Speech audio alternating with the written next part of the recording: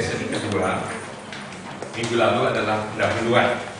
Pendahuluannya minggu lalu kita review saja. Mungkin ada juga dari Bapak Ibu yang baru hadir hari ini, dan ada juga yang sudah minggu lalu hadir tetapi perlu disegarkan kembali karena pekerjaan, tugas, pelayanan seharian, dan sehingga mungkin meskipun ada handoutnya tercecer. Yang belum punya handout minggu lalu boleh minta ya, masih membutuhkannya. Diingatkan bahwa ada angka 7 sebagai lambang kesempurnaan, dan angka 7 ada 52 kali di dalam kitab Wahyu. Tidak kebetulan kalau 1 tahun ada 52 minggu, artinya terus-menerus Tuhan buka, ada kesempurnaan, ada lambang daripada penuntasan, penyelesaian di kitab terakhir, Alkitab kita. Kalau nonton film atau baca novel kita nggak ngerti akhirnya seperti apa, itu yang rasanya buat penasaran. Untuk apa kita sudah ikuti dari semula, kita baca mungkin halaman demi halaman tetapi tidak mengerti apa isinya. Nah, yang harus diingat ada 7 kunci untuk membuka kitab Wahyu, bahwa kitab Wahyu ini adalah bukan Wahyu Yohanes, apalagi Wahyu Antikristus. Wahyu siapa? Wahyu Tuhan Yesus yang diberikan Bapa kepadanya, yang disampaikan kepada Yohanes untuk disampaikan kepada kita semua. Maka melalui kitab Wahyu kita bukannya mencari siapa antikris yang sesungguhnya, bukan menduga-duga, jangan pemimpin negara ini, jangan bahkan pemimpin agama orang berpikir siapa antikris. Dan yang kedua, sekali lagi, kalau Wahyu kita mengerti, kita bukan berbicara hanya fokusnya kepada nanti ada penganiayaan, ayo cepat-cepat harus diangkat atau tinggal atau tidak, terus jadi kita terintimidasi. Jadi melakukan sesuatu kebenaran, kita meninggalkan dosa, fokusnya dengan ketakutan. Kenapa? Takut dihukum. Takut apa? Takut masuk penganiayaan, apalagi neraka. Ada satu pengajaran lain tentang teologi. Ada yang teologi itu fokusnya kepada diri sendiri.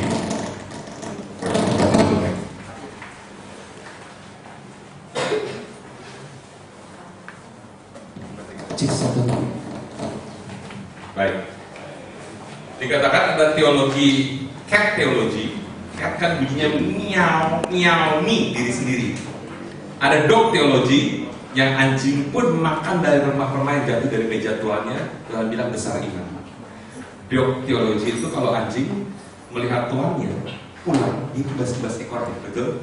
Tuhan kasih makan, Tuhan kasih tempat tinggal, Tuhan belai-belai. Anjing berkata, engkaulah Tuhanku, you are my Lord, engkaulah Tuhanku, kata anjing. Kucing, kalau pelihara kucing Bapak Ibu, kadang-kadang kita panggil belum itu langsung mau datang. Ekornya tidak seperti anjing begitu langsung.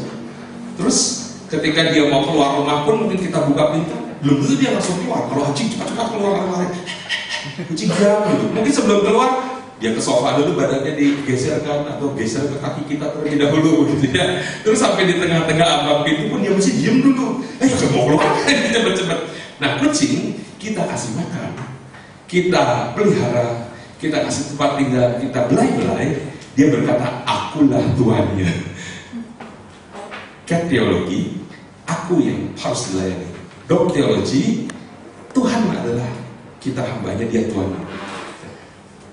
Anjing senang ketemu Tuhan, maka kalau kita mau melakukan kebenaran, kita meninggalkan dosa dengan satu fokus, kita mau masuk surga, ketemu Raja segala raja, amin, ketemu mempelai. Tapi kalau kucing ini ibaratnya, itu tidak melakukan dosa, mau melakukan kebenaran karena takut. Kalau kucing bisa takut air, takut apa? Masuk neraka. Nah, kita belajar akhir zaman, dikatakan bukan fokusnya kepada antikristus, tapi kepada siapa? Yesus Kristus. Yesus Kristus yang mana? Bukan yang dahulu, bukan yang sekarang, tetapi yang akan datang. Karena Alkitab katakan bahwa dia yang ada, yang sudah ada, dan yang akan datang. He is, he was, is to come. Kuncinya dikatakan yang pertama, Kristus yang akan datang. Maka Yesus berkata, aku adalah Alfa dan Omega, firman Tuhan Allah, yang ada, yang sudah ada, dan yang akan datang. Ini yang digambarkan dalam kitab Wahyu. Who is, and who was, and who is to come.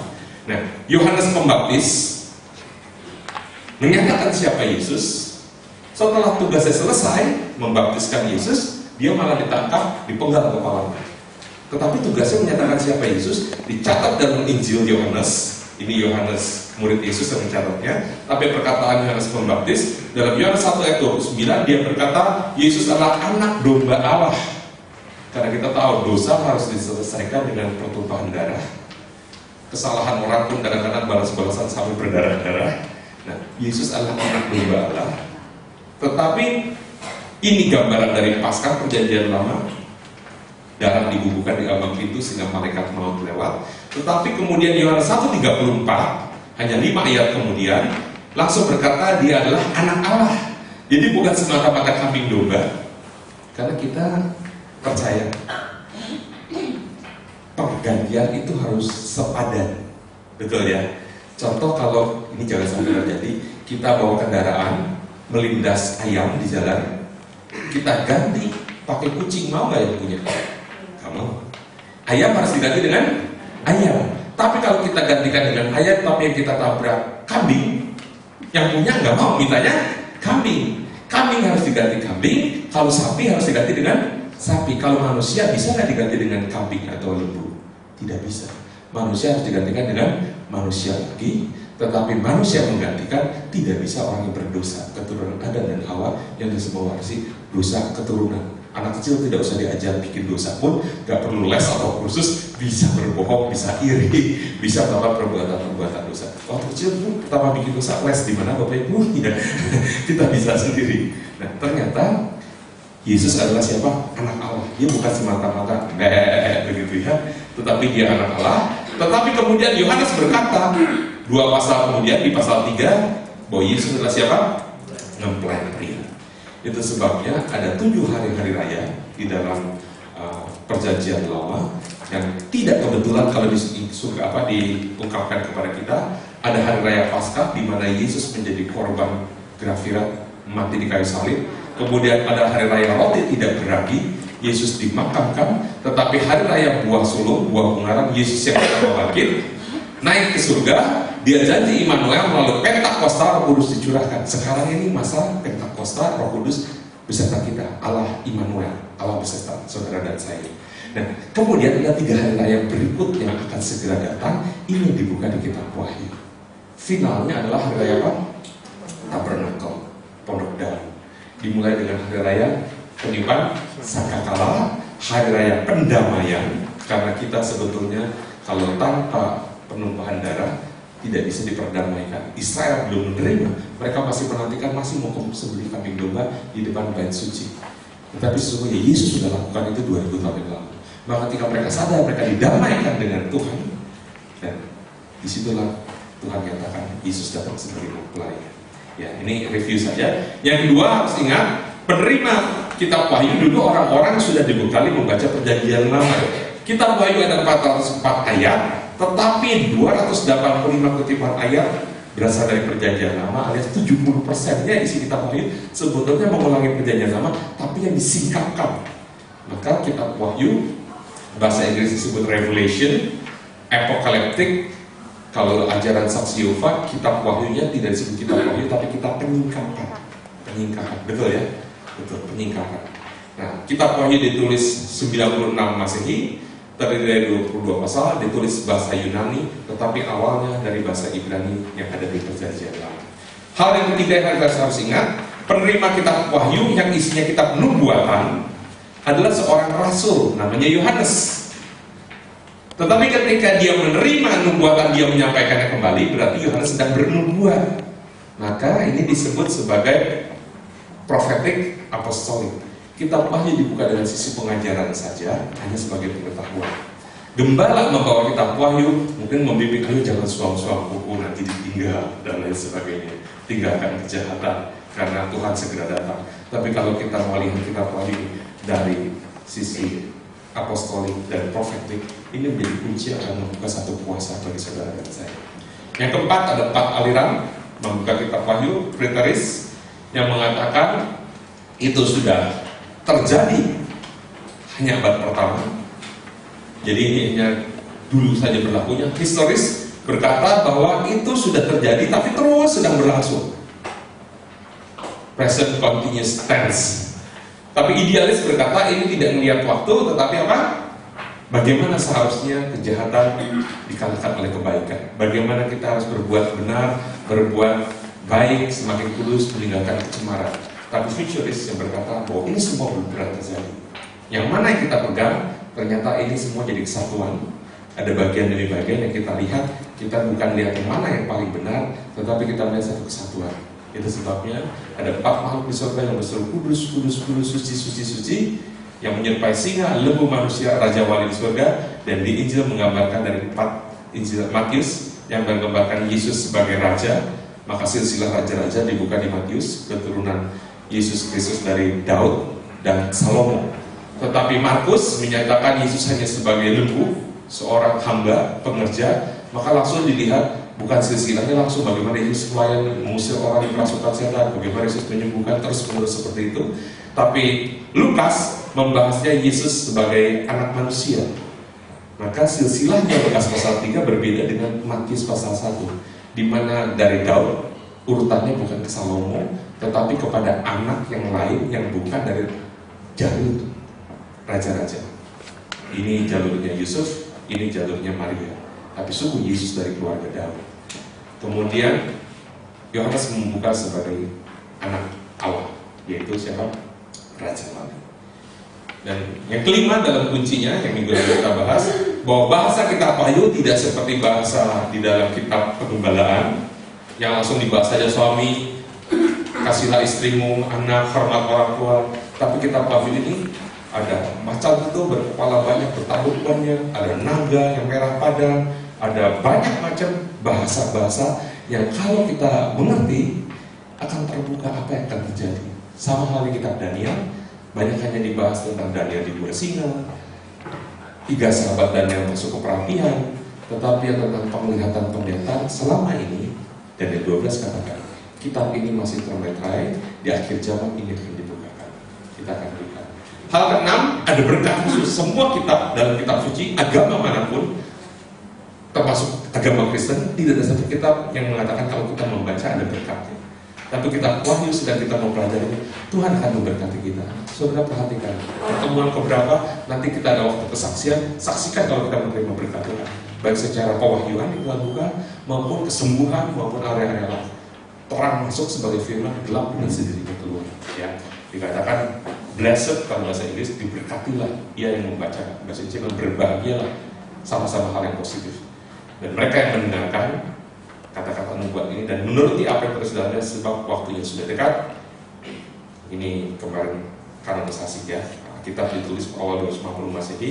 Kitab Wahyu membutuhkan waktu lebih dari 100 tahun untuk diakui sebagai kitab terakhir dari Alkitab kita. Tapi nyata, sungguh ini ya nyata. Dan yang ketujuh, tujuan penulisan kitab Wahyu ini adalah bahwa kemudian daripada itu aku melihat sesungguhnya sebuah pintu terbuka di surga, dan suara yang dahulu yang telah kudengar berkata kepadaku seperti bunyi sangkakala, katanya, naiklah kemari dan aku berusaha Kristus akan menunjukkan kepadamu apa yang harus terjadi sesudah itu.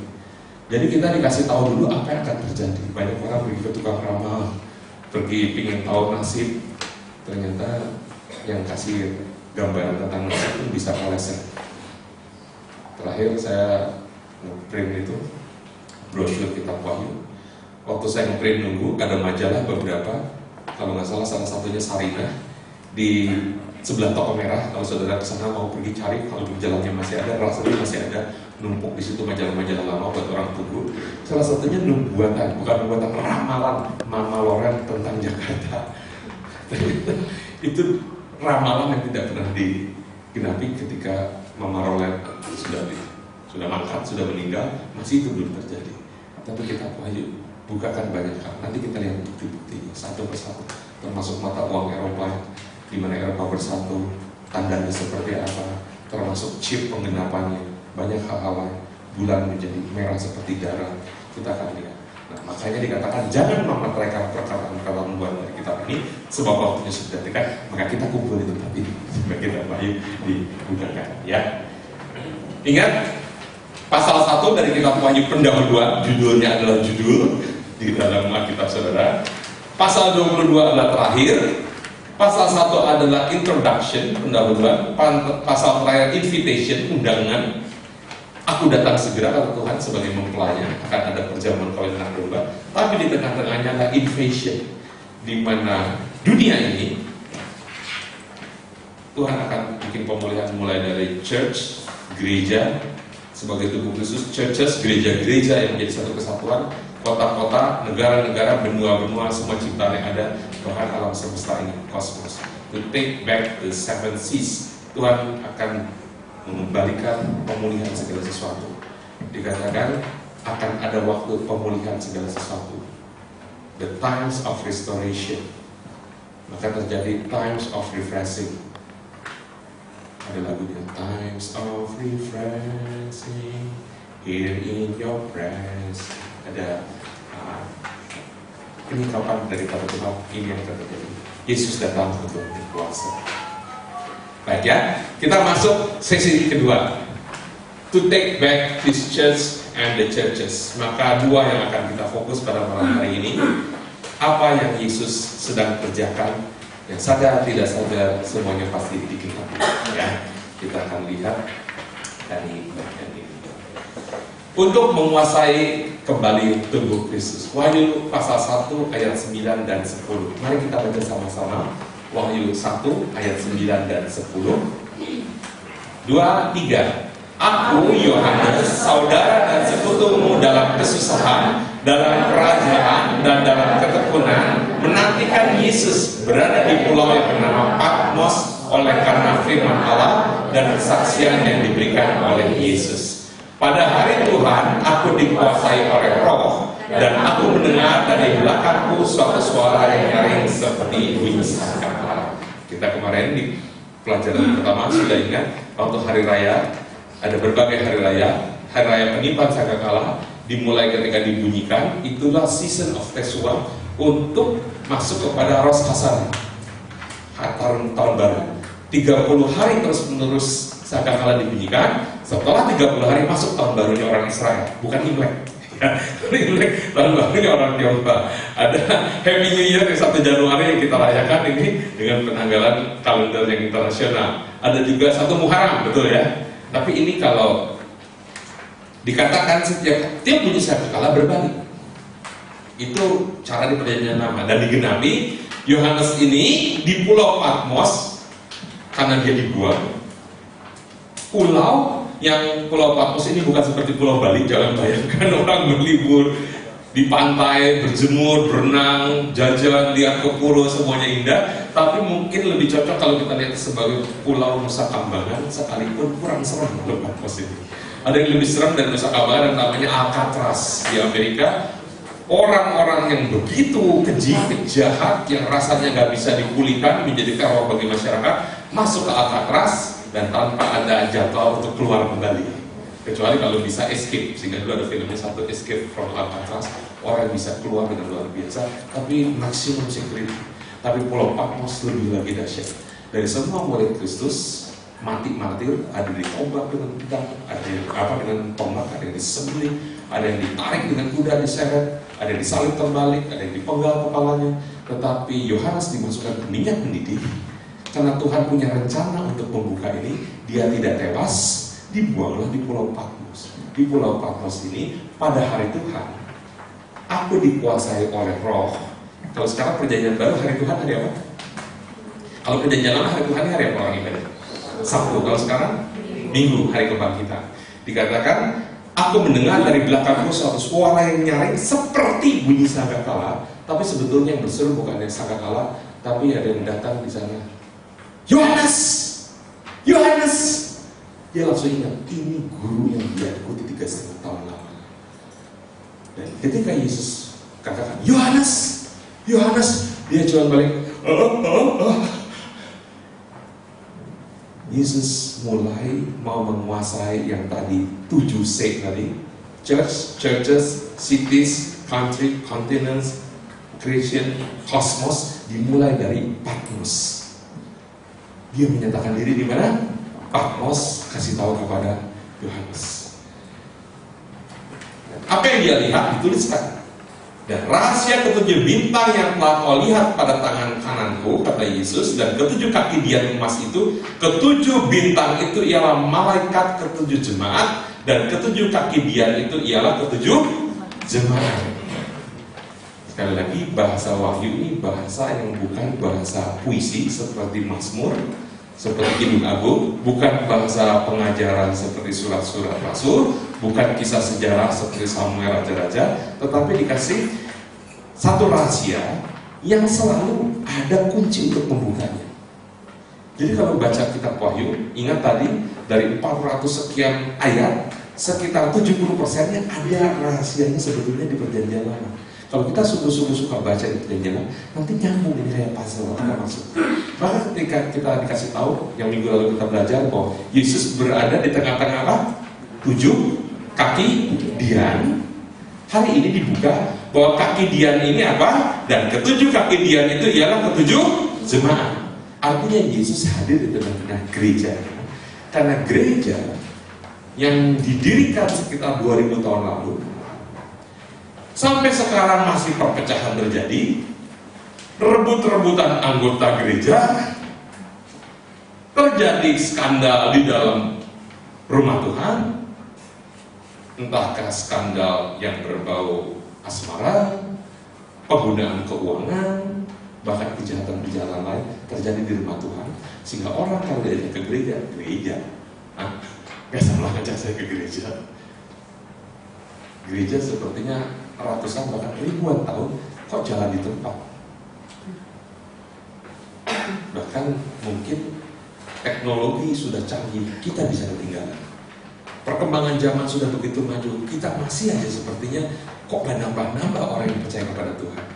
Tapi ini saatnya kalau Tuhan yang kerjakan, Dia hadir di tengah-tengah gerejanya, saat yang dahsyat terjadi. Amin.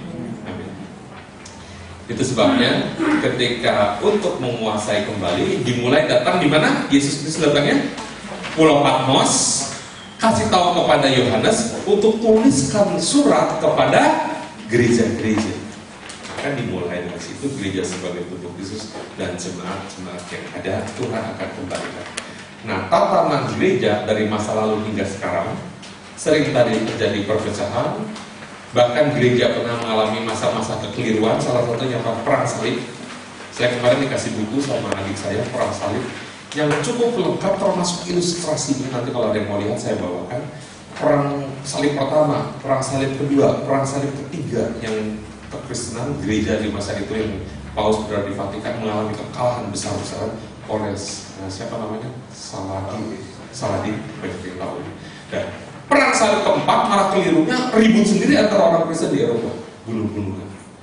Di situ digambarkan strateginya, apa yang keliru, apa yang salah, yang berangkat siapa, yang diutus yang tidak siap, bagaimana kuda-kuda salah mengalami kekeliruan, bagaimana pasukan yang kelihatannya kalau di Eropa bisa menang perang dengan pakaian baju sirah yang dari rantai begitu. Mungkin kalau nonton Lord of the Rings bajunya seperti itu, dengan ketopong ada yang menutupi hidung, dan begitu beratnya, begitu rangkapnya, sampai di Timur Tengah udara yang begitu panas, logam itu kena sinar matahari menjadi panas, itu orang, waduh, seperti dibikin di oven itu rasanya mungkin kalau kita ngalami. Dan kekeliruan apa yang terjadi sehingga perang salib terjadi. Yang kedua, kesalahan kita di masa lalu, kita harus akui jujur sebagai gereja. Jual beli surat pengakuan dosa pernah terjadi seperti itu, pernah. Penyangkalan alam, dikatakan bahwa bumi rata, bumi datar, bumi sebagai pusat segala sesuatu, termasuk matahari ini yang mengelilingi bumi terus menerus katanya. Maka disebutnya geosentris, bumi sebagai pusat. Tetapi setelah sadar bahwa sebetulnya bumilah yang berputar dari porosnya dan bergerak mengelilingi matahari, maka mulai dimengerti tentang bukan geosentris tapi apa? Heliosentris. Dan ketika Galileo menyatakan ini, siapa yang jatuhkan hukuman mati kepada dia? Gereja. Kemudian diteruskan oleh siapa? Kopernikus. Dia selidiki lagi sampai Columbus. Ketika mengerti itu, nanti di pelajaran kita terakhir ada cuplikan video bagaimana Columbus pergi mencari benua baru karena Pilgrim's Father sebetulnya, untuk menemukan di mana orang bisa beribadah kepada Tuhan, tidak lagi dengan tatanan-tatanan yang keliru di gereja masa lalu. Dan sekarang Tuhan sedang mengadakan pembaruan. Kita tidak melihat satu institusi, kita tidak melihat merek nama gereja. Kita pun kalau hidup di zaman itu pasti kita pun belum mengerti. Tetapi sekarang hari-hari ini semua gereja Tuhan lagi lawat. Amin. Saya percaya kita hadir di sini tidak dari satu gereja yang sama, tetapi Tuhan yang sama. Siapa? Tuhan Yesus. Maka gereja yang diperbarui Tuhan, gereja yang secara profetik dan apostolik yang penuh kuasa yang akan terjadi seperti di gereja zaman Kisah Rasul, gereja mula-mula. Nah, perhatikan, Tuhan kita berurusan dengan bangsa Israel selama 2000 tahun. Kenapa dibilang 2000 tahun? Karena startnya Israel itu nama lain dari siapa? Yakub. Yakub anak siapa? Ishak. Ishak anak siapa? Abraham. Abraham lah pertama kali Tuhan bikin perjanjian, suruh keluar tinggalkan tempat tinggalnya, karena Tuhan akan berikan satu tempat yang baru, namanya Abraham. Abraham ini memulai awal bertemuan dengan Tuhan, dan span waktu 2000 tahun lahirlah siapa? Kristus. Maka sekarang percaya tidak percaya, umat sedunia mengakui tahun sekarang tahun berapa? 2014. Mengapa dihitungnya 2014? Karena dimulai dari Anno Domini, kelahiran Tuhan kita. AD, Masehi. Masehi dari kata apa? Mesias. Maka kalau sebelum kelahiran Kristus disebutnya apa? SM. Apa itu SM? Sebelum Masehi. Bahasa Inggrisnya bilang apa? BC. Apa artinya BC? Before Christ. Ini tonggaknya. Nah, setelah itu Tuhan berurusan bukan lagi dengan Israel, karena Israel tegak tekuk, keimamatannya diambil dari bangsa Israel. Israel dibuang ke 4 penjuru bumi. Bahkan tahun 40-an saja perang dunia, Israel 6 juta orang bangsa Yahudi dimasukkan kamp konsentrasi, tidak bisa melakukan apa-apa karena mereka sendiri juga tidak berhubungan dengan Tuhan yang benar. Dan 2000 tahun Tuhan berurusan dengan siapa? Gerejanya sampai hari ini. Tetapi sekali lagi hanya dengan cara manusia. Saya pun sebagai hamba Tuhan sering kali bikin kekeliruan, karena bukan Yesus yang menjadi Tuhan yang atas gereja, bukan menjadi head of the church sebagai kepala gereja, tetapi seringkali manusia yang mau menjadi siapa? Kepala dari gereja, sehingga terjadi kekeliruan dan kekeliruan. Wahyu 1 ayat 10 sekali lagi dikatakan, pada hari Tuhan aku dikuasai oleh roh, dan aku mendengar dari belakangku suatu suara nyaring seperti bunyi sangkakala. Kelanjutannya katanya, apa yang kau lihat tuliskan di dalam sebuah kitab dan kirimkanlah kepada 7 jemaat ini, ke Efesus, Smyrna, Pergamus, Tiatira, Sardis, Philadelphia, dan Laodikia. Ini semua nama-nama apa? Gereja di 7 kota. Apa yang dilihat ini tadi? Anak manusia berdiri di tengah-tengah 7 kaki dia. Maka kalau Kristus yang berdiri di tengah-tengah gerejanya, gereja akan berjalan sesuai rencananya. Tetapi kalau organisasi, kalau manusia, kalau hanya pandangan demi pandangan yang bisa saja terus berubah, makanya belum pernah bisa disempurnakan. Tuhan ingin kerjakan satu penyempurnaan. Bapak Ibu, Wahyu pasal 2 dan pasal 3, kita akan belajar bagaimana Tuhan bekerja di tengah-tengah gerejanya. Dan setiap satu gereja, satu pesan. Gereja di Efesus pesannya apa? Gereja di Pergamus pesannya apa? Di Tiatira pesannya apa? Tuhan kasih pesan masing-masing. Dan satu gereja bisa terdiri dari banyak denominasi. Contoh di Jogja. Di Jogja ada berapa gereja? Ratusan. Saya sempat pergi ke Depak, Bimas Kristen. Sampai di sana ngobrol-ngobrol sama Bimas Kristen. Waktu ngobrol, Pak, saya kesulitan untuk mendata gereja. Karena gereja bukan hanya gedung yang di atasnya ada salib. Ada juga gedung yang di atas ada apa? Ayam. Ya. Pernah lihat gereja atasnya ada ayamnya? Pernah ya? Hampir di banyak kota ada ayam. Ya. Kenapa ada ayamnya? Bukan karena Kolonel Sanders bikin ketakutan, karena peringatan.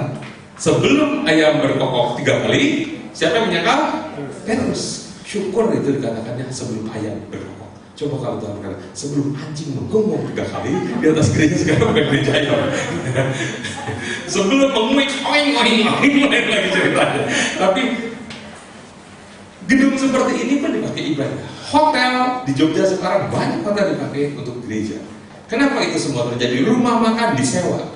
Karena kebijakan, mungkin peraturan, Tuhan sudah katakan, kamu akan dibenci karena namaku. Tidak mudah untuk kita beribadah. Kita sudah peringati. Tapi kalau Tuhan bekerja, Tuhan kerjakan. Dan sekali lagi bukan nama gereja, bukan lokasi, bukan gedungnya, tapi Tuhan lihat menjadi satu kesatuan yang utuh. Maka disebut nanti satu saat disebut yang gereja Jogja. Entah mungkin ibadahnya di Kota Baru, ibadahnya di setoran, ibadahnya di mana, tapi jadi satu kesatuan Tuhan melihat. Tapi kita bisa banyak denominasi. Amin. Amin. Dari situ kita punya pengertian bahwa Tuhan kita tidak poligami, sekalipun dia disebut mempelai pria, kita mempelai wanita. Bukan poligami karena kita membentuk satu kesatuan. Bagian terkecil dari tubuh apa? Sel, betul ya? Sel yang sama sejenis membentuk satu alat tubuh jaringan. Misalnya membentuk rambut, membentuk kulit, membentuk otot. Ketika berkumpul otot pun ada otot tangan. Kalau otot tangan ada di kaki jadi lain ceritanya. Ya, mau salaman kan jadi kurang enak kan? Kalau gerak pakai kaki bisa ambil barang seperti itu, tapi kita kan berbeda. Nah, itu menjadi satu kelengkapan. Makanya ketika dibilang kita mempelainya, bukan satu persatu sebenarnya, tapi kita kesatuan. Tuhan mau kita menjadi satu kesatuan. Amin. Tidak baik manusia seorang diri saja. Itu sebabnya Wahyu pasal 2 dan 3 kita akan melihat Wahyu pasal 2 ayat 7, ayat 11, ayat 17, ayat 29, Wahyu pasal 3 ayat 6, ayat 13, ayat 22 tentang gereja yang Tuhan kirimi surat cintanya, surat SMS-nya, WhatsApp-nya, BBM-nya, ya ini. Dan karena dia sudah di surga, berikan penampakan kepada Yohanes. Makanya disampaikan melalui siapa? Peran siapa? Roh Kudus. Dari ayat-ayat ini, semua bunyinya berkata apa? Siapa bertelinga, hendaklah ia mendengarkan apa yang dikatakan Roh kepada jemaat-jemaat. Rohnya kecil atau besar Bapak Ibu? Artinya siapa itu? Roh Kudus, kerja Roh Kudus, kerja Roh Kudus. Mari kita lihat apa yang Tuhan ingin kerjakan. Satu gereja, satu pesan. Di Efesus Wahyu 2 ayat 1, Smyrna Wahyu 2 ayat 8, Pergamus Wahyu 2 ayat 12. Kalau yang sudah ada di handout tidak usah dicatat, tapi kalau perlu penjelasannya katakan saudara catatkan. Yang enggak ada ballpoint boleh angkat tangan, nanti ada petugas teman yang boleh kasih pakai ballpoint. Ya, di Sardis, di Philadelphia, di Laodikia ini semua ada. Nah, kalau Tuhan tulis dan yang tuliskan ini karena perintah Tuhan, kira-kira penting atau kita abaikan saja? Penting. Karena penting kita ingin tahu. Kita lihat malam hari ini apa yang Tuhan mau sampaikan. Dan ternyata ada 7 unsur di dalam surat kepada 7 jemaat. Saudara, di sini kita mau bagi voucher surat kepada jemaat. Ada di siapa yang voucher? Bolehkah? Bagikan saja setiap orang satu. Karena dibagikan berarti gak usah dikembalikan. Mau dicoret-coret silakan, tapi jangan coret-coret dulu orang ini ya. Kasih catatan di situ ya. Atau kita teman lain bantu juga boleh bagikan. Ada yang tidak bawa alat tulis? Ada yang tidak bawa alat tulis? Ada? Nah di belakang ada beberapa, boleh kasih pinjam. Tadi ada ballpoint di belakang. Ya, ini ada satu beberapa di belakang. Ada di belakang. Ada yang ballpoint yang satu tentang badangan hitam. Ya. Tolong angkat tangan siapa lagi tadi yang belum ada ballpoint itu. Nah, di depan kiri sini ada, kanan ada, kiri ada. Di depan Pak ada beberapa teman yang perlu ballpoint buat bikin catatan. Karena ini harus kita gali sama-sama, kita lihat sama-sama. Ada yang belum kebagian voucher? Voucher ada lagi? Masih. Oh, di handout juga ada vouchernya. Ya, ini juga harus ada voucher. Nanti kalau perlu minggu depan kita kasih lagi. Pakai dari handout juga. Handout juga kan untuk bikin catatan ya. Coba lihat handoutnya halaman yang ketiga. Tapi ini saya bikinkan voucher karena handoutnya setelah jadi di kopinya agak kecil ya. Agak kecil. Yang matanya masih tajam bisa lihat. Kalau kan tadi harusnya masih ada di belakang. Vouchernya cukup banyak. Ini nggak bisa ditukarkan di wahana permainan atau es krim dan lain sebagainya. Tapi untuk membantu kita saja ya. Nah, dikatakan bahwa di dalam setiap surat ada 7 unsur.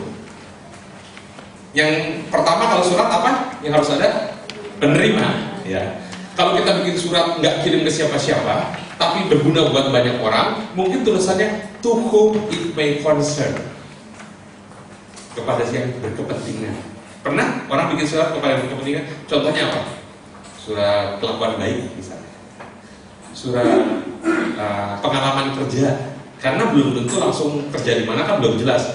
Tapi perusahaan menghargai sekali kerja saudara, bahkan perusahaan menahan, tolong deh jangan keluar dulu mbak, ini pekerjaan, gimana ya, saya harus mengundurkan diri karena memang tidak memungkinkan, mungkin pindahkah, mungkin ada kepentingan keluarga dan lain sebagainya. Tapi perusahaan karena merasa kita sudah bekerja dengan baik, kita sudah jadi berkat, dibikinkan spread, betul? Jadi kita jelas, kerja di sini sekian lama, jabatannya apa, tapi tidak ditujukan kepada siapa. Tetapi sekali lagi ada kalimatnya, to whom it may concern, kepada yang berkepentingan. Nah, surat selain ditujukan kepada siapa, ada surat-surat yang ditujukan kepada siapa, tapi nggak ada pengirim. Disebutnya surat apa itu? Surat kaleng gitu. Pernah terima surat kaleng? Pernah kirim surat kaleng? Bukan surat dalam kaleng, memang surat di dalam botol. Message in the bottle. Itu siapa yang nyanyi itu? Yuka. Bisa. Itu kalau orang terdampar di pulau, dia bikin surat, kalau dilempar ke laut kan hancur, maka ditaruh di dalam botol, ditutup pakai prop gambus, dilempar, terus ke bawah ombak sampai di mana, ternyata surat di dalam botol. Itu beda sama surat kaleng. Selain pengirim, penerima dan pengirim, Tuhan kita kasih pujian.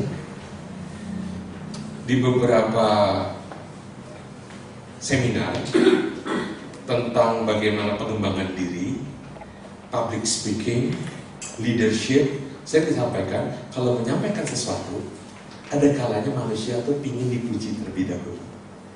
Puji dulu, Anda baik ini segala macam, udah hatinya cukup baik, suasananya, baru sampaikan yang berikut apa? Kalau ada yang perlu diperbaiki, teguran. Saudara kalau punya atasan, punya orang tua, punya kakak, pokoknya siapa yang di atas kita, selalu ngomel, terus tegur, kita terus nyaman gak? Banyak anak ngobrol sama orang tua, karena orang tuanya kerjanya apa? Ngomel. Kenapa? Karena dulu orang tuanya lagi pun ngomel, karena belum baca kitab wah. Tapi sekarang kita tahu, selain ada penerima pengirim, yang pertama ada apa? Pujian. Kemudian kalau ada perbaikan, perlu apa? Teguran yang bersifat membangun. Kemudian apa? Ini loh jalan keluarnya, nasihat. Ada bos yang berkata, ini pokoknya saya gak suka kamu lakukan seperti ini. Ini jangan, ini gak boleh. Semua dilarang. Kalau begitu bagaimana dong? Gak tahu, pikir sendiri. Waduh, pernah ngalamin begitu? Entah orang tua, entah kepada anak kita. Pokoknya gak boleh. Terus kamu cari sendiri. Aku juga mau cari sendiri kok. Ya, terus jadi kayak main mapras-maprasan kalau begitu. Tahu mapras maksudnya? Ospek itu loh, yang ngerjain lagi, nyambung lagi. Ya karena nggak pernah ngerjain seperti itu jadi nggak ngerti, atau lebih banyak dikerjain. Nah, nasihat, kemudian Tuhan kasih janji. Saya ada satu teman di sini bilang kalau kita bikin apa, misalnya organisasi kah, bikin apa, ini untuk job description kan, semua bagus itu, tapi kalau nggak ada penaltinya, mungkin nggak akan ditaati. Ketentuan hadir misalnya kalau di perusahaan. Dalam pelayanan juga sama, disiplinnya untuk apa, doa bersama dan lain sebagainya. Ada janjinya, tentunya sebagai reward dan jangan sampai jadi punishment. Ya. Dan ada periode. Kita lihat, buka Alkitab kita, Wahyu pasal 2, Wahyu pasal yang kedua.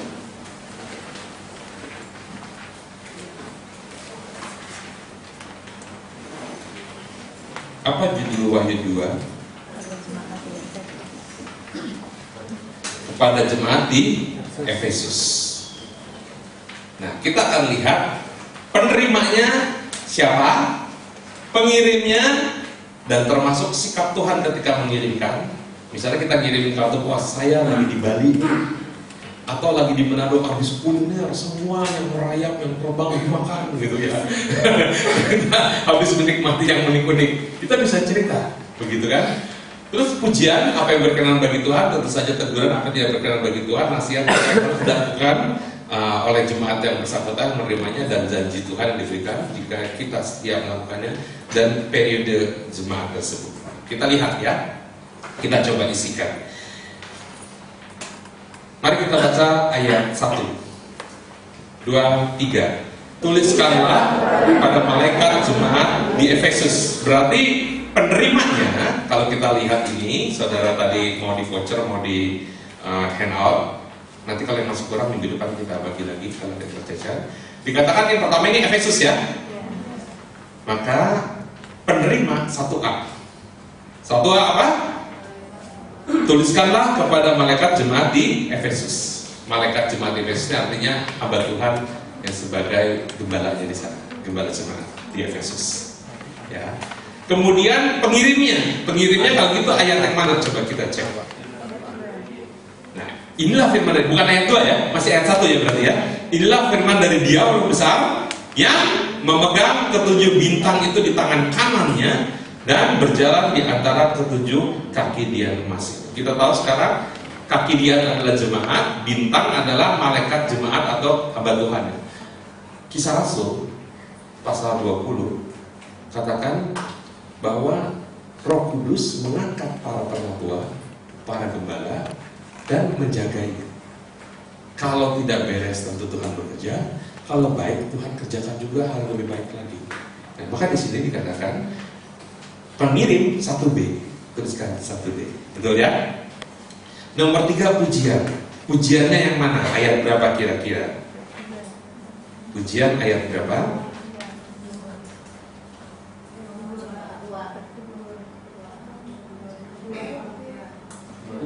2, 3. Oke, betul. 2 dan 3. Ada yang mau bacakan ayat 2 dan 3? Yang biasa buka kita bisa cepat. Silakan makin cepat kita usahain. Ayat 2 dan 3. Siapa yang mau baca? Aku tahu segala pekerjaanmu, baik jeripayamu maupun ketekunanmu. Aku tahu bahwa engkau tidak dapat sabar terhadap orang-orang jahat, bahwa engkau telah mencobai mereka yang menyebut dirinya rasul, tetapi yang sebenarnya tidak demikian, bahwa engkau telah mendapati mereka pendusta. Dan engkau tetap sabar dan menderita oleh karena namaku, dan engkau tidak mengenal lelah. Setuju bahwa ini ayat 2 dan ayat 3, bukan hanya ayat 2 saja. Amin ya. Nomor 4 apa? Teguran. Tegurannya ayat berapa? 4 langsung gampang 4. 4. Teguran ayat 4, betul. Namun demikian aku mencela engkau karena engkau telah meninggalkan kasihmu yang semula. Meninggalkan kasihmu lama. Nasihatnya apa? 5. Nasihatnya apa? Sebab itu ingatlah betapa dalamnya engkau telah jatuh, bertobatlah dan lakukan lagi apa yang semula engkau lakukan. Jika tidak demikian, aku akan datang kepadamu dan aku akan mengambil kaki dianmu dari tempatnya jika engkau tidak bertobat. Tetapi ini yang ada padamu, yaitu engkau membenci segala perbuatan pengikut-pengikut Pikolos yang juga aku benci. Kalau kita bersekutu sama orang yang Tuhan musuh, yang tidak suka, problem. Jadi Tuhan kasih nasihat seperti itu. 5 dan 6. Kemudian berikutnya, janji Tuhan di mana ayatnya? Janji Tuhan di mana? 7. Siapa bertelinga hendaklah ia mendengarkan apa yang dikatakan Roh kepada jemaat-jemaat. Barang siapa menang, dia akan kuberi makan dari pohon kehidupan yang ada di taman Firdaus Allah. Periodenya ini tahun 33 Masehi sampai tahun 100 Masehi. Ini gereja apa? Efesus. Bisa ya? Kalau gitu kita coba yang Smyrna. Bapak Ibu saudara-saudari baca dulu mulai ayat 8 1 perikop sampai ayat 11. Coba mulai isikan.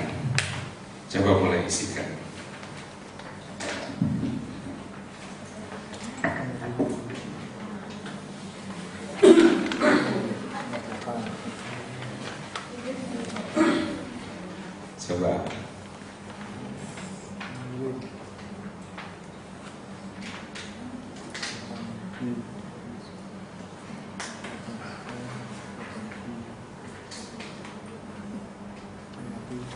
Yang kita akan lihat penerima ayat berapa? Tuliskan.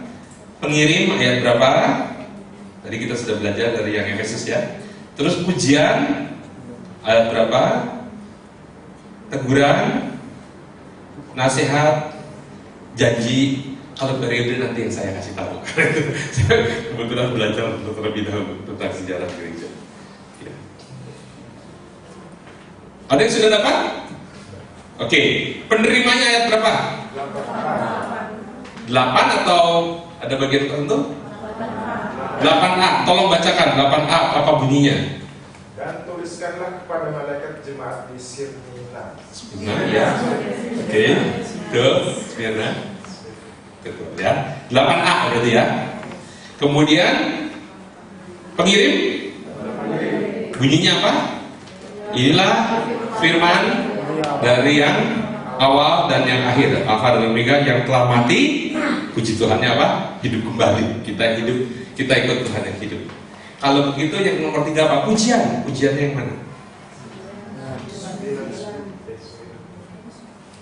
Pujian ayat berapa? 9. Apa isinya?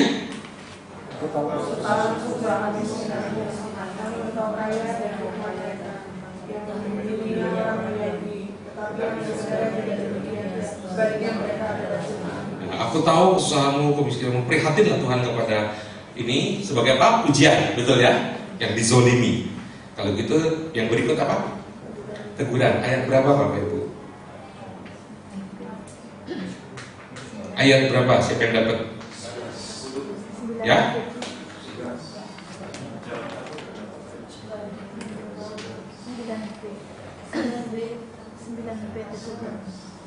Ada? Ternyata tidak ada teguran ya.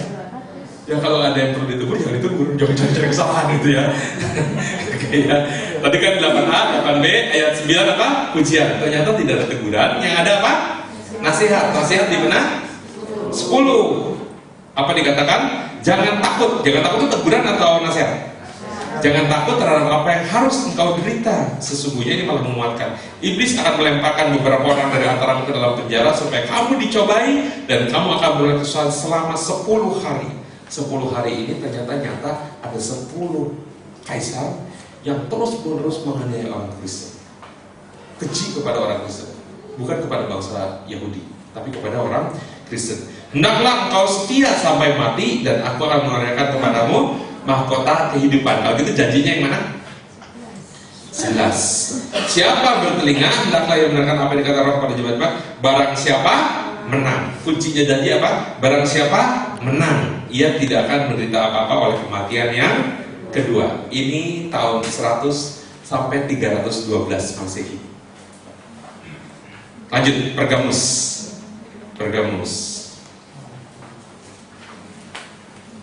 Coba isikan Pergamus.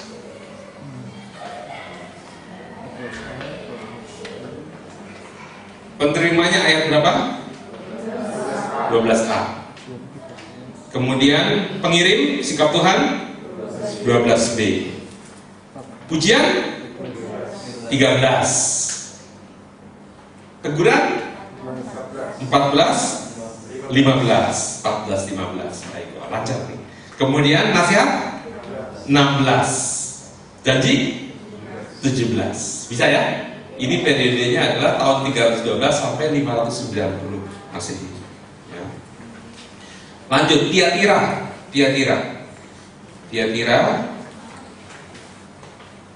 Penerimanya ayat berapa? 18A. Pengirim 18B. Ada pujian? Ayat 19, betul. Ada teguran? Ada ayat berapa? 20 sampai terus 20 sampai 23. 20 sampai 23. Kita lihat ya, kita dengar. Berbahagialah yang membacakan, saya bacakan. Aku tahu segala pekerjaanmu. Maaf, itu tadi pujian ya. Sekarang apa? Teguran. Tetapi aku mencela engkau, jelas dia mencela, karena engkau membiarkan wanita Isabel yang menyebut dirinya Nadia mengajak dan menyesatkan hamba-hambaku supaya berbuat zina dan makan persembahan berhala. Tadi baru bahas tentang persembahan berhala sebelum mulai beberapa teman di sini. Dan aku telah memberikan dia waktu untuk bertobat, tetapi ia tidak mau bertobat dari zinahnya. Lihatlah, aku akan melemparkan dia ke atas ranjang orang sakit, dan mereka yang berbuat zina dengan dia akan terlemparan dalam kesusahan besar jika mereka tidak bertobat dari perbuatan perempuan itu. Dan anak-anaknya akan kumatikan ngeri. Dan semua jemaat akan mengatakan bahwa akulah yang menguji batin dan hati orang, dan bahwa aku akan membalaskan kepada kamu setiap orang menurut perbuatan. Kemudian nasihatnya di mana? Nasihatnya, tetapi kepada kamu yaitu orang-orang lain di Tiatira yang tidak mengikuti ajaran itu dan yang tidak memiliki apa yang mereka sebut sebelum iblis. Kepada kamu aku berkata, aku tidak mau menanggung beban lain kepadamu, tetapi apa yang ada padamu peganglah itu sampai aku datang. Janjinya apa? 26 sampai 28. Barang siapa menang dan seterusnya. Ayat 28, dan kepadanya akan kukaruniakan bintang timur. Periodenya kapan? 590 sampai 1517. Oh, di handout ada ya periodenya. Sudah tahu semua sebetulnya ada di sini. Sardis. Sekarang Wahyu pasal 3. Sardis. Penerima 1A. Pengirim sikap Tuhan 1B. Ada enggak teguran? Ada enggak pujian? Sekarang pujian dulu. Pujiannya di mana? Pujiannya di mana?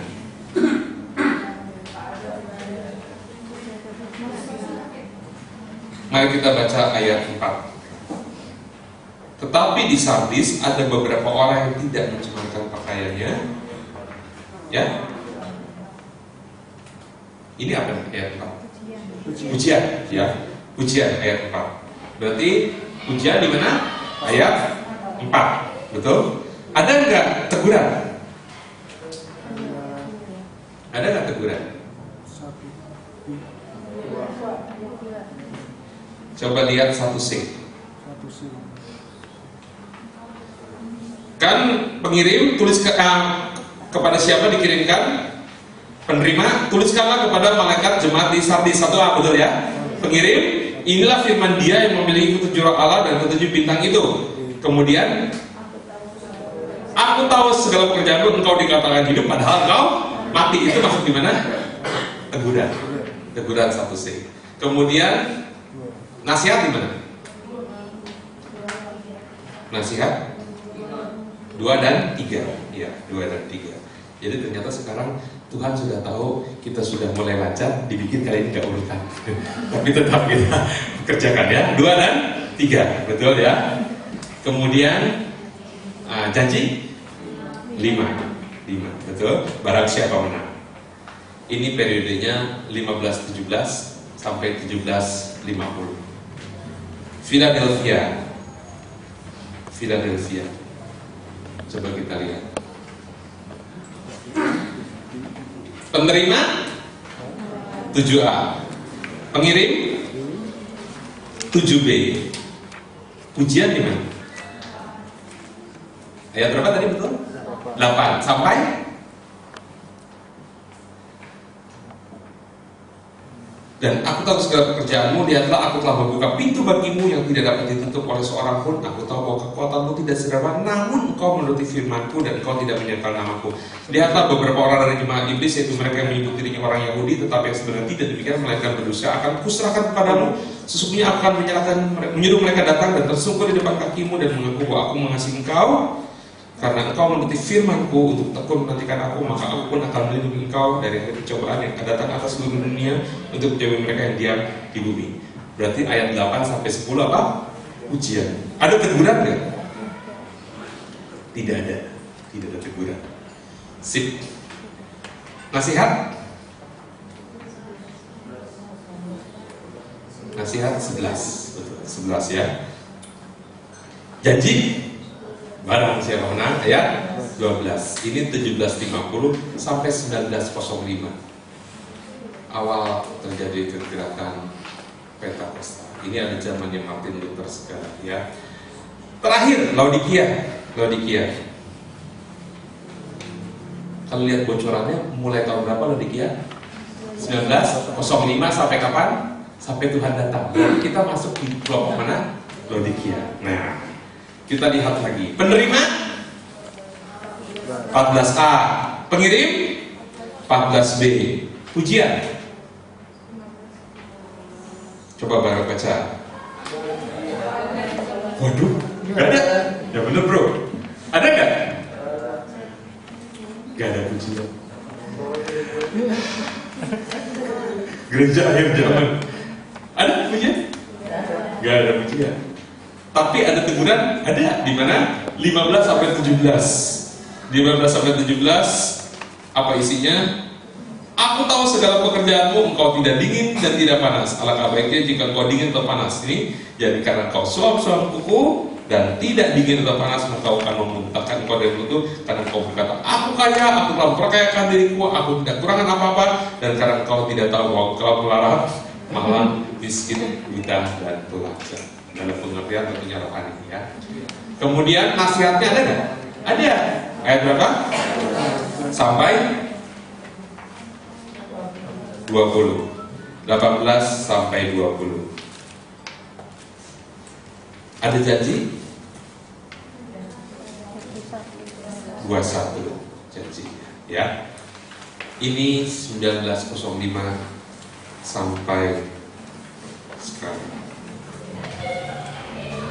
Nah, kalau kita lihat begini, ada dua jemaat yang tidak mendapat teguran. Jemaat mana? Smyrna dan Philadelphia. Smyrna itu ada artinya crush mir. Mir itu mur. Mur yang dihancurkan. Ini ada pengertian dari masing-masing jemaat, masing-masing gereja ya. Kemudian Efesus ada artinya. Saya sampaikan saja di sini. Efesus artinya to relax or to let go. Apa artinya to relax or to let go? To relax itu berleha-leha. Tahu apa berleha-leha? Santai lah, zona nyaman.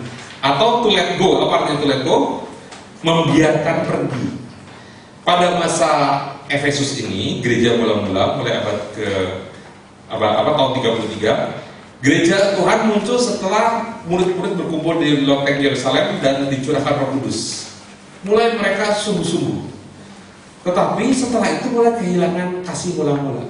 Bapak Ibu ada ingat istilah bulan madu? Madunya habis. Tinggal bulan demi bulan yang mungkin kurang nyaman. Pernah punya barang baru yang diidam-idamkan? Begitu punya bagaimana? Sayang-sayang dipegang, dilapin kalau gadget dan lain sebagainya. Mobil jam 11 malam dicuci. Sepeda motor bolak-balik ke toko variasi, tambah ini, tambah itu, semua. Tapi setelah berjalan sekian waktu, masih dicuci? Masih ditambahin variasi. Udah copot satu juga udah bisa dulu. Dulu copot satu aja, wah langsung gelisah. Cari lagi dulu. Betul?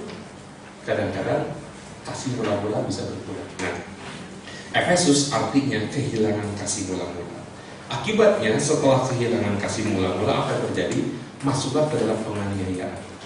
Gereja mulai mengalami penganiayaan. Lihat kisah Rasul, Saulus saja mulai menganiaya gereja, dan akhirnya Saulus sendiri pun bertobat jadi Paulus. Paulus pun mengalami penganiayaan, ya, karena masuk ke dalam zaman Smyrna. Smyrna artinya apa?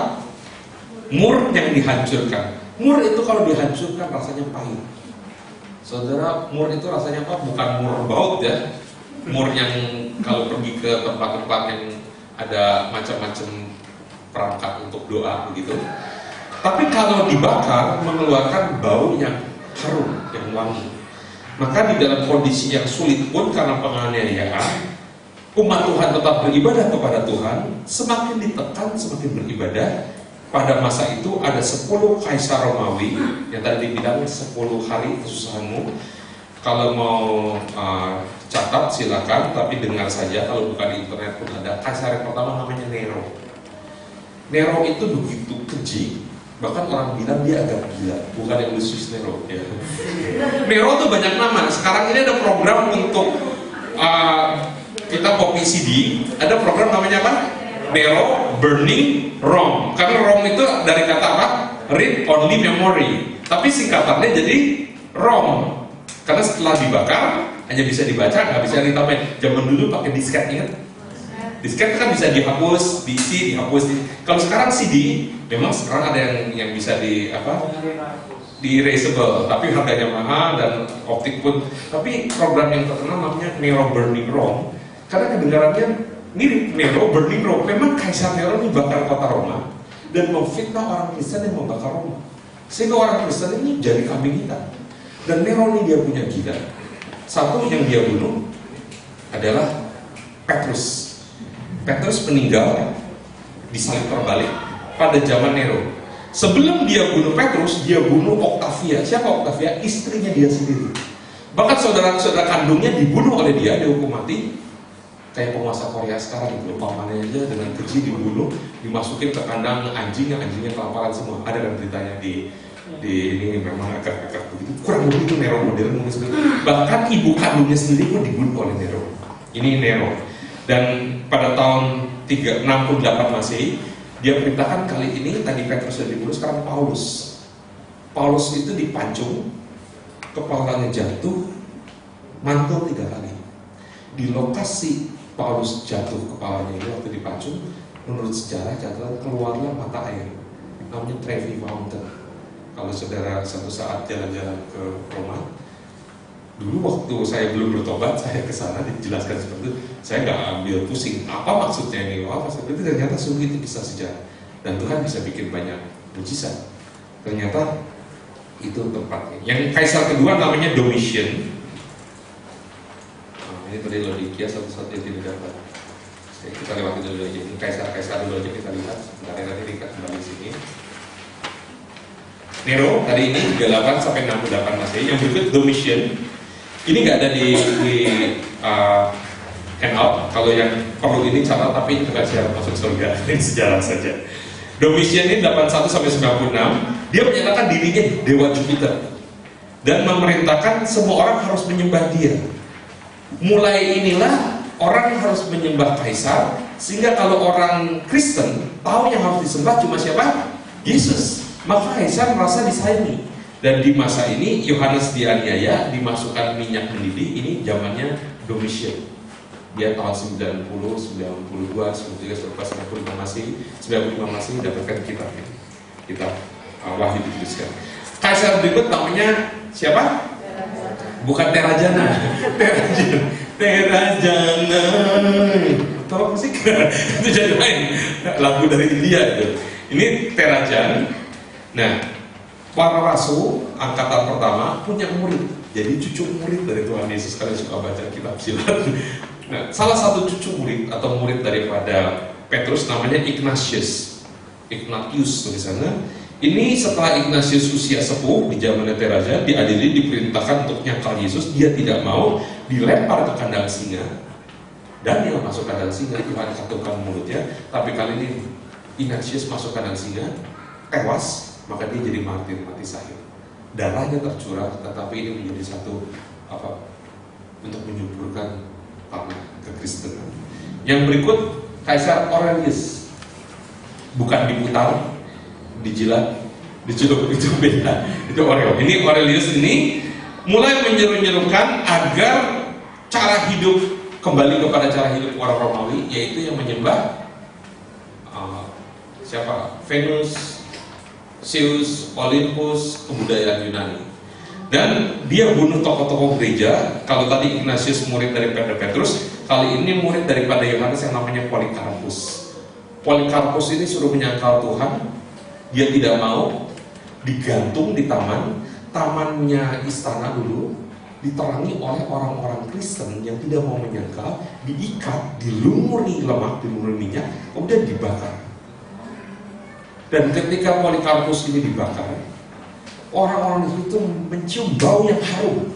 Tentu tahu harumnya, tentu harum seperti dupa yang harum ya. Jangan bayangin harum seperti ini.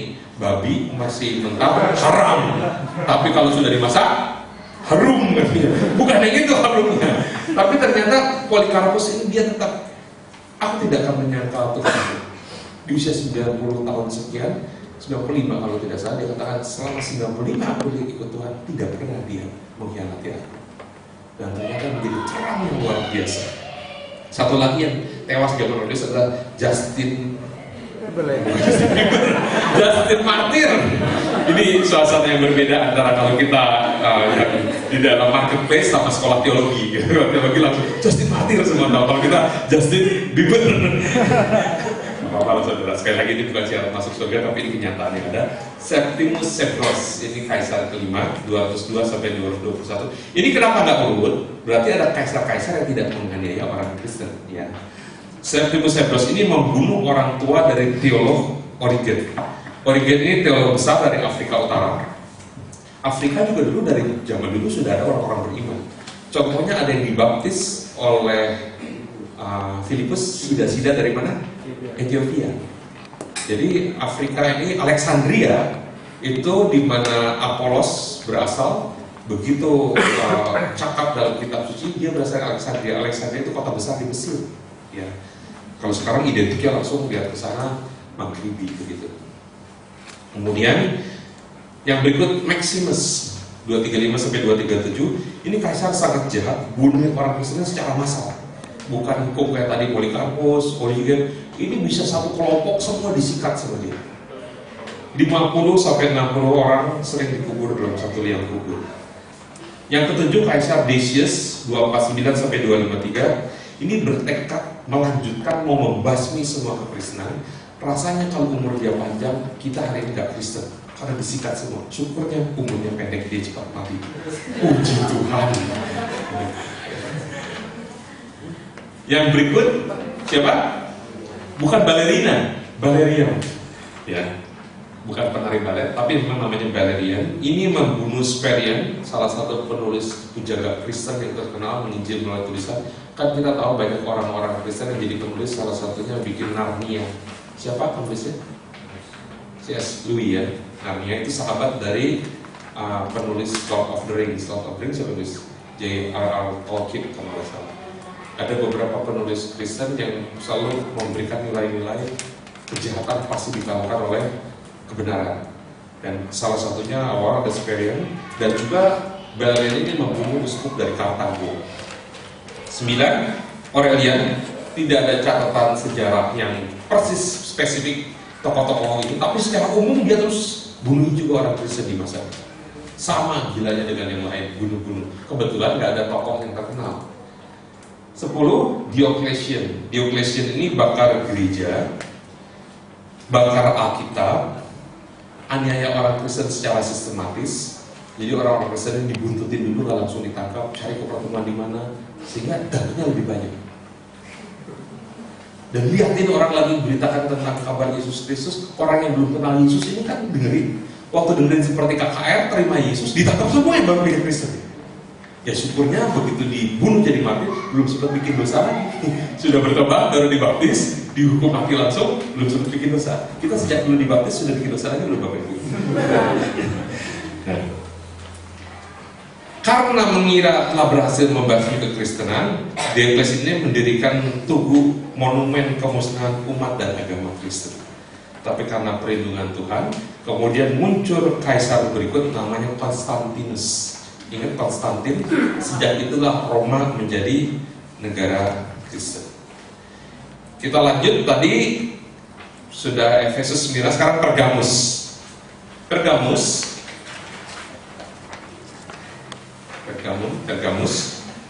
berarti marriage. Marriage ini artinya perkawinan. Setelah Roma menjadi negara Kristen oleh Kaisar Konstantin pada tahun 312, sejarahnya begini. Kaisar Konstantin ini ketika dia bawa pasukan, kaisar yang lama sudah sepuh, sudah mau mangkat, sudah mau tewas. Ternyata ada satu jenderal namanya Maxentius. Maxentius ini mau mencoba merebut kekuasaan dari tangannya Konstantin. Nah, Konstantin ini melihat tanda di langit seperti salib. Salib tapi atasnya seperti buat kalung, namanya A-N-K. Tapi karena lihat tanda itu ada tulisan in this sign conquer. Dalam tanda ini kamu menaklukkan. Pasukannya semua perisainya suruh dibuat salib, cat salib. Dan ketika melawan Maxentius yang jumlah pasukannya jauh lebih banyak, menang nih Konstantin. Dan ketika Konstantin menang, dia bilang yang membuat kita menang tanda orang Kristen itu. Sejak itu semua dikumpulkan, diwajibkan jadi Kristen. Cuma sayangnya karena dia belum mengerti sungguh-sungguh, sejak itu baptisan diganti jadi percikan. Kan kita baca ya, kalau kita baca Alkitab, zaman yang Ethiopia sida-sida dibaptis, Yesus dibaptis. Maka dia bikin semua orang ini disuruh jadi Kristen dengan cara ditolak lapang, diperciki semua. Kemudian ada acara atau sakramen-sakramen yang tidak ada kitab suci ditambahkan di situ. ditambahkan di situ. Salah satunya dimulailah, kamu sudah percaya Tuhan? Ya. Sudah jadi Kristen ya? Dulu orang tuamu Kristen tidak? Tidak. Nah, supaya bisa selamat, ayo, satu, kita doakan.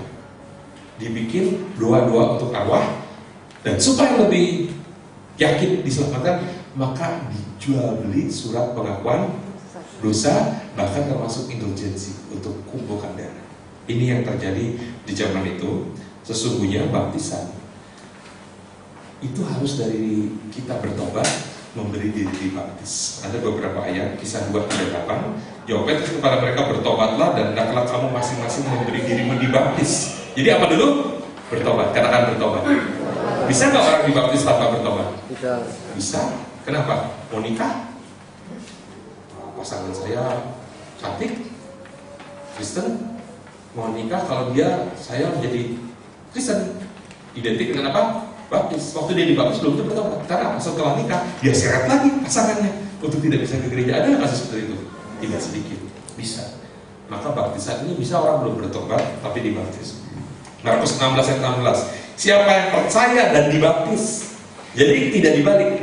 Percaya dulu baru dibaptis. Kisah 8 ayat 12. Tetapi sekarang mereka percaya kepada Filipus yang memberitakan Injil tentang kerajaan Allah dan tentang nama Yesus Kristus, dan mereka memberi diri mereka dibaptis. Kisah 13 ayat 24. Menjelang kedatangannya, Yohanes telah menyerukan kepada seluruh bangsa Israel supaya mereka bertobat dan memberi diri dibaptis. Satu ayat tadi saja. Tetapi Krispus, Kisah 18 ayat 8, kepala rumah ibadat itu menjadi percaya kepada Tuhan bersama-sama dengan istri-istrinya, dan banyak dari orang-orang Korintus yang mendengarkan pemberitaan Paulus menjadi percaya dan memberi diri mereka dibaptis. Jadi yang terjadi ketika Konstantin, banyak orang belum percaya kepada Yesus tapi dipaksa. Jadi ibaratnya seperti sekarang mau bikin hukum syariat di Asia Tenggara. Negara mana yang pertama lakukan? Brunei, bukan Malaysia. Tapi Brunei sendiri penduduknya ada yang tidak setuju, bisa tidak setuju karena belum menerima secara iman. Tapi kalau itu sudah dilakukan, apa boleh buat. Nah, di beberapa tempat sistematis sedang dikerjakan seperti itu. Kalau begitu diberlakukan, curi pakai tangan kiri yang ditebas, tangan kanan yang ditebas. Hukum rajam pakai batu sampai tewas itu diberlakukan, di mana itu diterima secara hukum. Nah, di zaman Konstantin, kekristenan ini menjadi agama negara.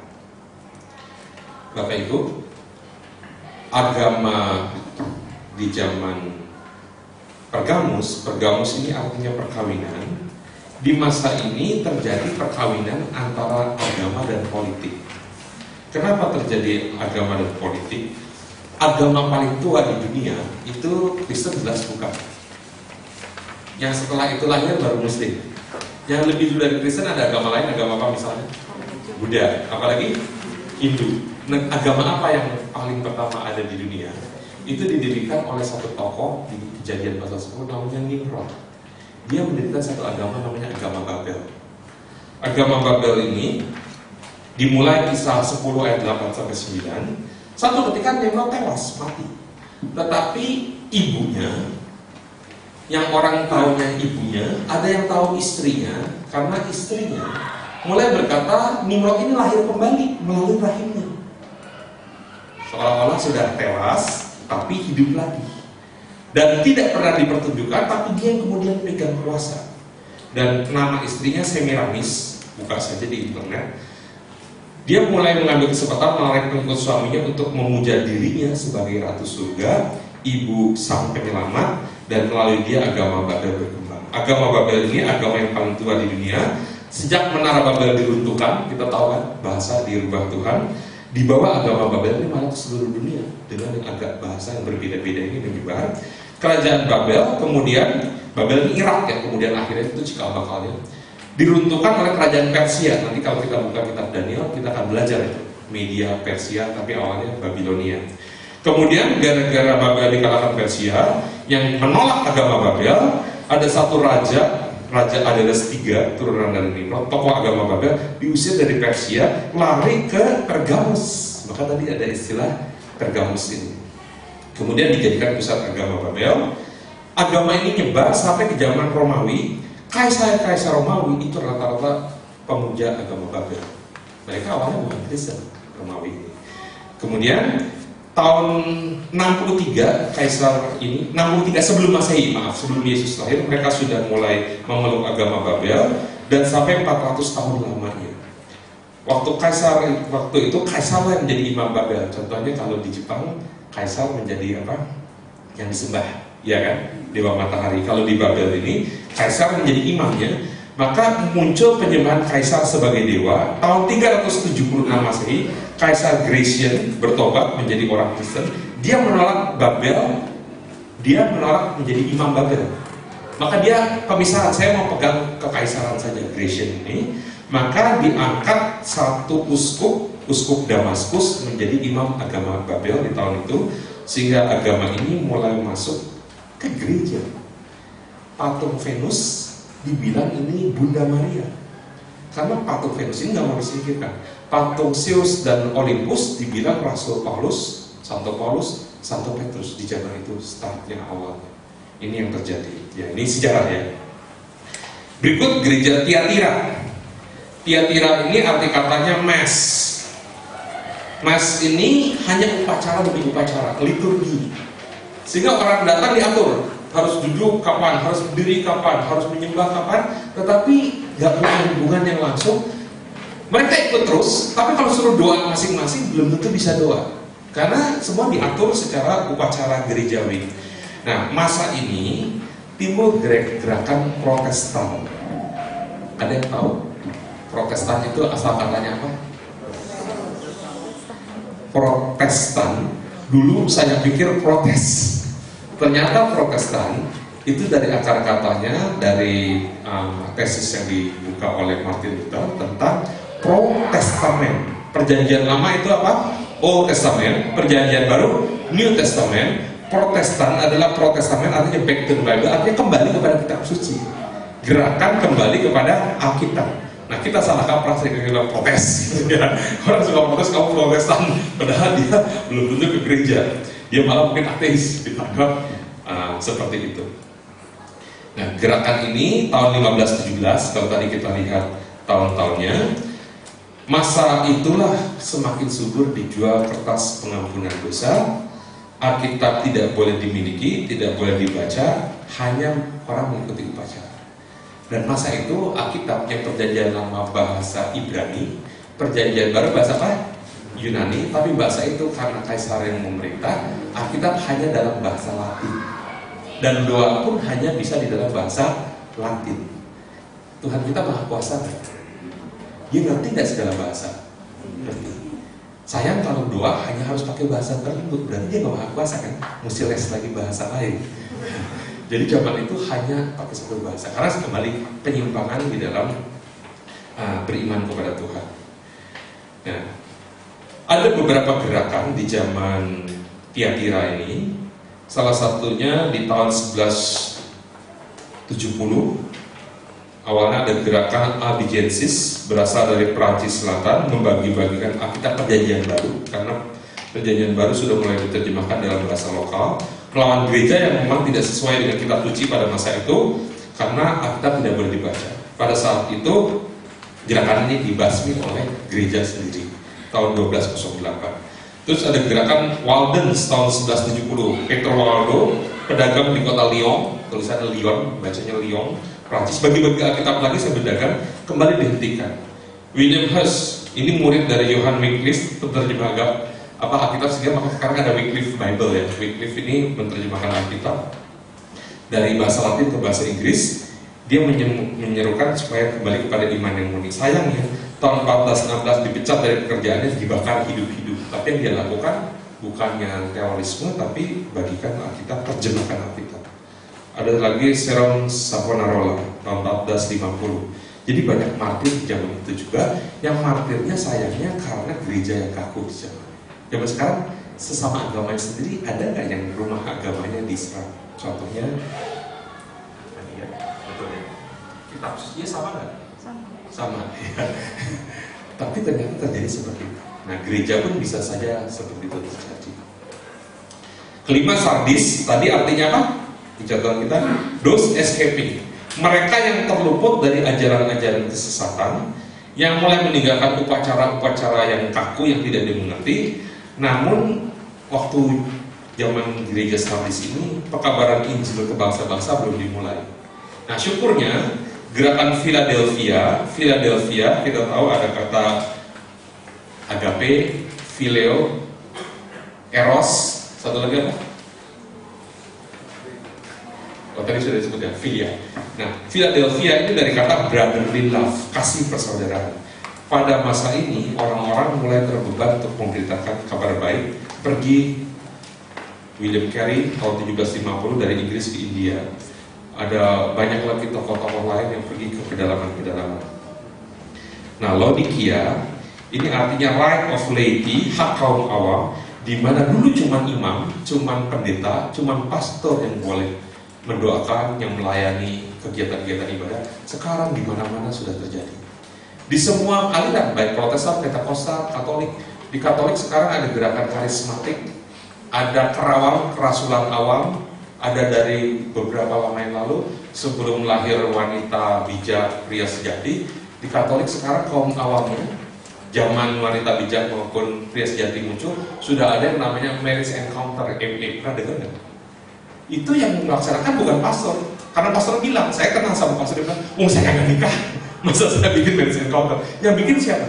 Ternyata itu para diakon gereja. Nah, sekarang ini kaum awam, yang artinya bukan imam yang tidak full time pun melayani Tuhan. Amin. Saudara siap dipakai Tuhan, ini masanya. Dan masa inilah Tuhan menegur gereja seringkali suara-suara pokok karena teori liberal, teori yang sesat,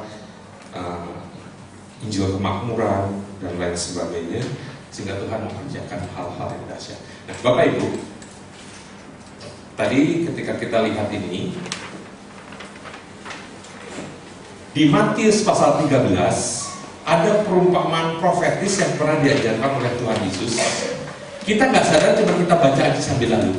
Perumpamaan penabur, ada 4 tanah, betul kan? Kita fokusnya cuma tanah yang pinggir jalan, tanah yang berbatu, tanah semak duri, dan tanah yang subur.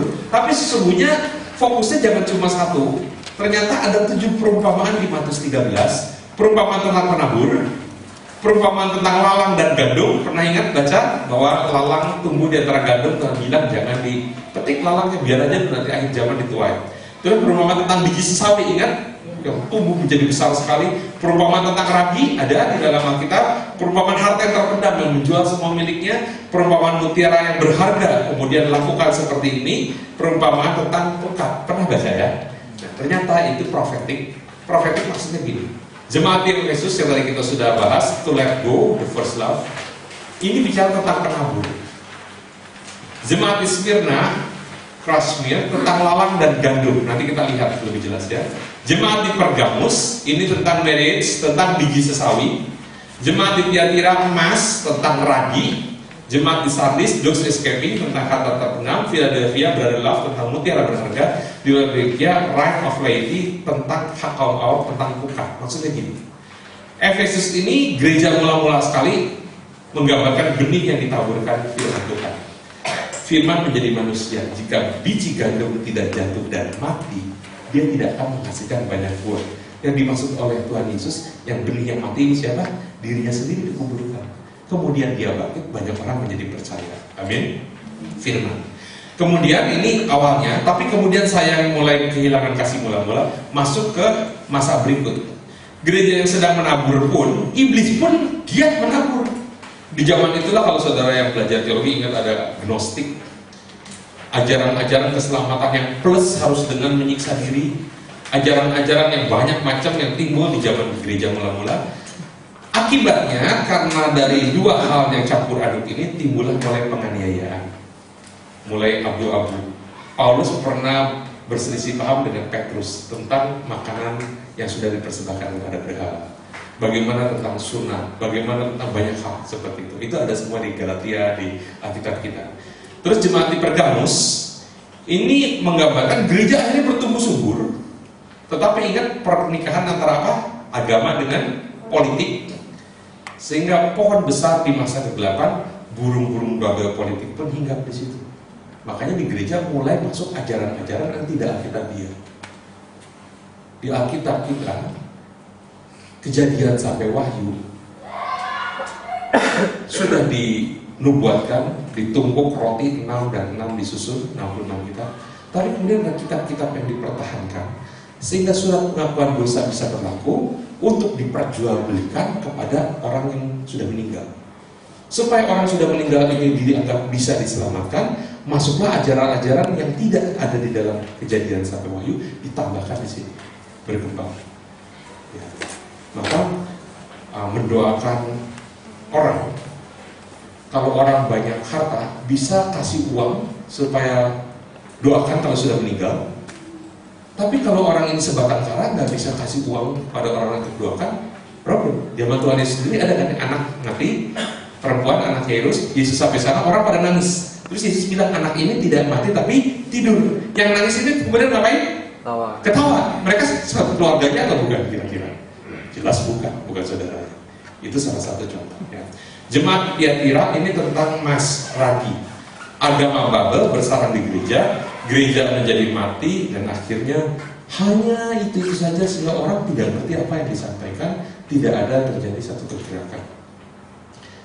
Jemaat di Sardis, awal reformasi, mereka melihat hal seperti ini tidak membawa perubahan iman dan melihat kebenaran, mulai bersukacita, bisa baca Alkitab, oh ngerti intinya ini bahwa orang benar hidup karena percaya bukan karena melakukan perbuatan baik saja.